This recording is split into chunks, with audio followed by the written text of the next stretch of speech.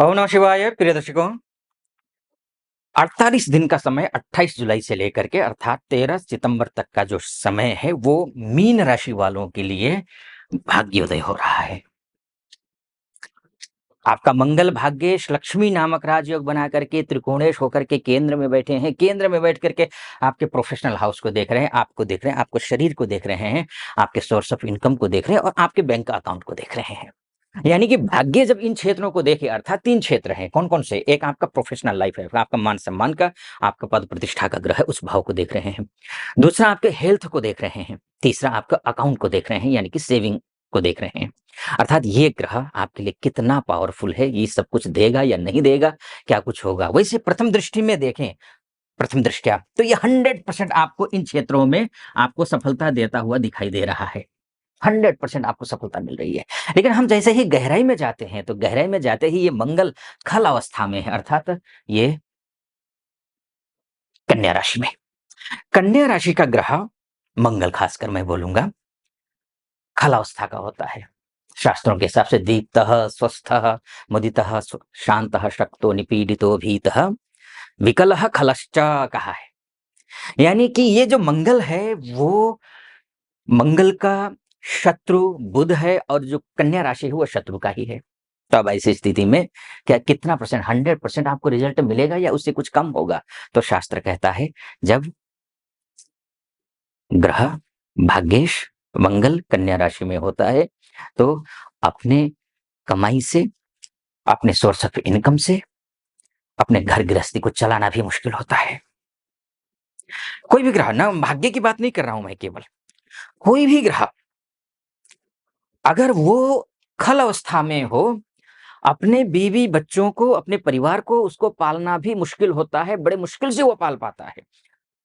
अच्छी शिक्षा दीक्षा देने की बात अलग छोड़ दीजिए।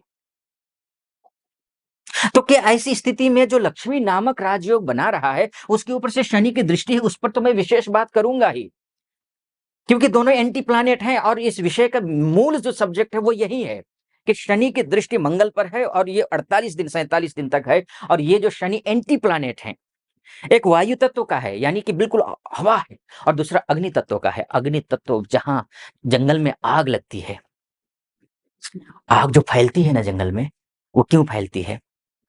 क्योंकि हवा आती है, वो आग को चिंगारी की तरह जो है ना बढ़ाती चली जाती है और पूरे जंगल में आग लग जाती है। तो ये एंटी प्लैनेट है एक दूसरे से, अग्नि तत्व और ये। तो ये क्या आपके भाग्य को भी ऐसे हवा में ही उड़ा देगा? और जबकि ये खल अवस्था में बैठा हुआ है, तो कितना भाग्य होगा? मैं सिर्फ भाग्य की बात करूंगा अभी। और आपका तो ये मैंने जैसे कि कहा कि आपका सोर्स ऑफ इनकम भी है, धन है, आपके अकाउंट को देखने वाला, सेविंग अकाउंट को देखने वाला ग्रह है। तो यानी कि भाग्यम फलति सर्वत्र न च विद्या न च पौरुषम। भाग्य अगर अच्छा हो तो आपका सब कुछ काम आसानी से हो जाता है। आपके इर्द-गिर्द आस-पास में आपने देखा भी होगा कि बहुत सारे ऐसे लोग हैं जो कि कुछ नहीं करते हैं, लेकिन भाग्य उनका अच्छा है, वो बहुत अच्छा ग्रोथ कर रहे हैं। लेकिन आप 24 में से 18 घंटे मेहनत करने के बावजूद भाग्य साथ नहीं दे रहा है। तो ये क्या इस महीने अर्थात इन 48 दिनों में, 47 दिनों में आपका भाग्योदय होगा? तो एक दृष्टि से देखा जाए तो 100% हो रहा है, और दूसरे ही दृष्टि से देखते हैं तो नहीं हो रहा है। यानी कि सीधा ये माइनस होकर के 0% में आ रहा है आपका भाग्य, अर्थात भाग्य आपका साथ आपका नहीं दे रहा है। अब ऐसी स्थिति में होगा क्या? अब आप टोटल कन्फ्यूज़ हो रहे हैं। एक तरफ आचार्य जी कह रहे हैं कि भाग्य अच्छा होगा, और दूसरी तरफ से आचार्य ने 0% कर दिया। क्यों? ये खल अवस्था के हैं। लेकिन एक ही पॉइंट ऑफ व्यू से कुंडली का एनालिसिस नहीं किया जाता है। और यही मंगल जो आपका भाग्येश है, आप भाग्यशाली व्यक्ति हैं, आप भाग्यशाली महिला हैं कि इसी दौरान मंगल 3 नक्षत्रों का गोचर करेंगे, और वो 3 नक्षत्र हैं उत्तरा, फाल्गुनी, हस्त और चित्रा, और तीनों ही नक्षत्र मित्र ग्रह के नक्षत्र हैं। अर्थात जो 0% भाग्योदय हो रहा था, वो कम से कम आपका 50% में आकर के अटक जाएगा। यानी कि आपका भाग्य इन 48 दिनों में 50% तो आपके साथ है, इसमें कोई संदेह नहीं है। यानी कि जो कुछ भी कार्य कर रहे हैं, नौकरी कर रहे हैं, बिज़नेस कर रहे हैं, आपके निजी जीवन हो, पढ़ाई-लिखाई हो, कहीं किसी प्रकार के कोई कंपटीशन कर रहे हैं, इसमें आपका ये जो 48 दिनों में 50% आपका भाग्य आपका साथ देता हुआ दिखाई दे रहा है, 100% नहीं है। और कोई आप सोच कर बैठे हैं कि 100% भाग्य साथ देगा, तो नहीं देगा। एक ये अब अच्छा पक्ष भी हुआ। अब एक बात और मैं बोलता हूं जिसके लिए मैंने वीडियो बनाया है, वो ये है कि शनि की दृष्टि कितनी प्रभावित होगी, इस पर बात करूं उससे पहले एक निवेदन आपके समक्ष रखूंगा। यहां तक पहुंचे हैं, सटीक लग रहा हो विश्लेषण, तो चैनल को सब्सक्राइब कर दीजिएगा, वीडियो को लाइक और कमेंट बॉक्स में जाकर के महादेव का भक्त हूं, गर्व से कहता हूं महादेव का भक्त हूं, कृपा आप पर भी बनी रहे, ऐसी मेरी कामना। हर हर महादेव 5 बार 11 बार 21 बार जो भी श्रद्धा बनती है आप कमेंट बॉक्स में लिख दीजिएगा। वैसे भी सावन का महीना चल रहा है जी। आइए फिर से विषय पर लौटते हैं। शनि की दृष्टि खतरनाक होती है। शनि की दृष्टि से कोई नहीं बचा। शनि की दृष्टि में जहर, विष जो भी कहिए, पॉइजन कहिए, वो सब कुछ होता है। और शनि वैसे भी आपका त्रिकेश है, और शनि वैसे भी आपका लाभेश है। मंगल की दृष्टि, मंगल की शनि पर, शनि की मंगल पर।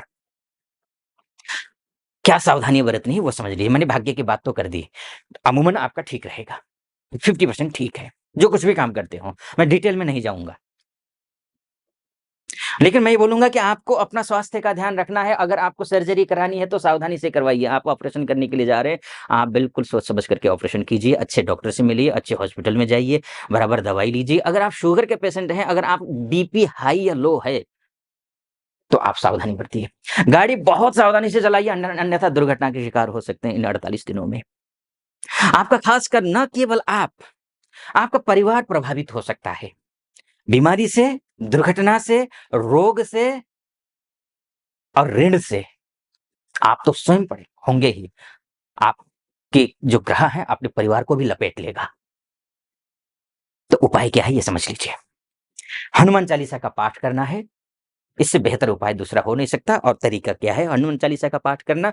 हनुमान चालीसा का पाठ आप हनुमान मंदिर जाइए, लाल आसन बिछाइए, चमेली का तेल का एक मुखी दीपक जलाइए और 100 पाठ कीजिए।